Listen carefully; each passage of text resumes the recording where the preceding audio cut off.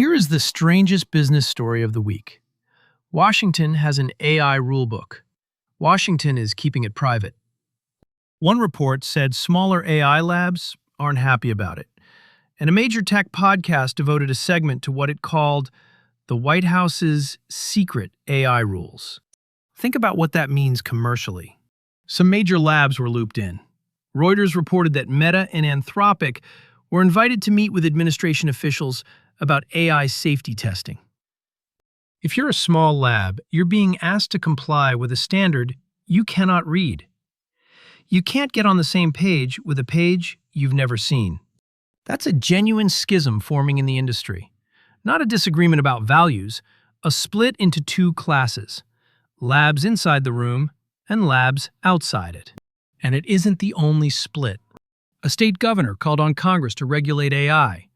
Students published a national AI policy framework, and one Democratic proposal would tax AI companies for job losses that a critical headline noted haven't happened yet. Federal, state, and civic tracks are forking away from each other in real time. Meanwhile, one outlet reported that AI audits are in limbo, and separately that federal regulators invited industry, researchers, and lobbyists to closed-door meetings on clinical AI. Now the part that makes all of this urgent. During safety testing, Meta said its AI model hacked another company. Read that sentence slowly. Not could hack, hacked in a test. And that follows the Hugging Face CEO calling a hack by an OpenAI model last month very weird and unprecedented. This is where security English stops being optional.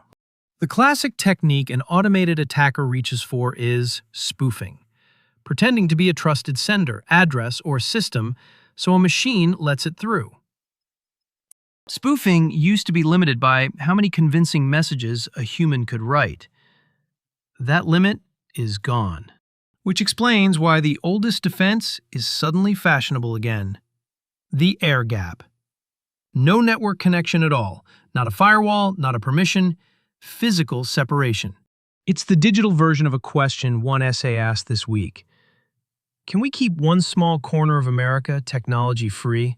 For critical systems, the answer some security teams are reaching is yes, deliberately. In between connected and air-gapped sits the boring work that actually catches things.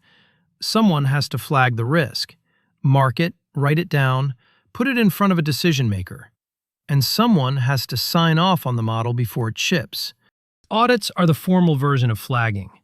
When they sit in limbo, the flagging still happens. It just doesn't reach anyone with authority. And the ramifications of a private rulebook run further than fairness. A standard you can't read is a standard you can't test, can't build tooling for, and can't prove you met. The consequences land hardest on exactly the companies with the fewest lawyers. Spoofing. Faking a trusted identity, address, or system to get past a security check. From the news. The classic technique an automated attacker reaches for is spoofing. One more. That invoice email was spoofing our CFO's address. Check the real domain. Air gap. Physically isolating a system from all networks so nothing can reach it remotely. From the news. The oldest defense is suddenly fashionable again, the air gap. One more, the backup server is air-gapped. You have to walk over with a drive. Flag. To mark something for attention so the right person reviews it. From the news. Someone has to flag the risk and put it in front of a decision maker. One more, I flagged 2 clauses in the contract for legal to look at. Ramifications. The spreading, often indirect, consequences of a decision. From the news. The ramifications of a private rulebook run further than fairness. One more, think through the ramifications before you change the pricing model.